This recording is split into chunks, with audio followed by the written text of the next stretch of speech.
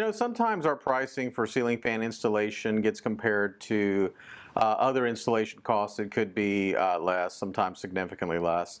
And the one thing that comes to mind is a saying that I've heard many times before, and that it's skilled labor isn't cheap and cheap labor isn't skilled.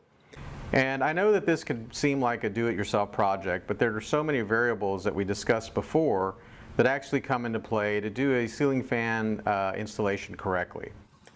You know, if a ceiling fan isn't professionally installed, there are a couple of different things that could happen. And one of those is a potential fall.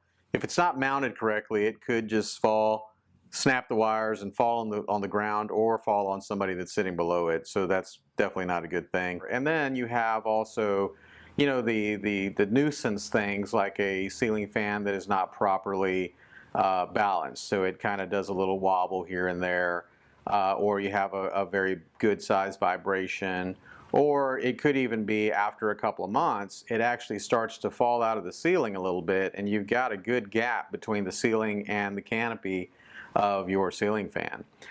The second is that if there's not a box there, and there are a lot of fans that are hung like this because they were like that originally, without that box to contain any kind of sparks in case there's a loose connection or anything like that, there's nothing to hold those sparks in from hitting combustible materials that, of course, your home is made of.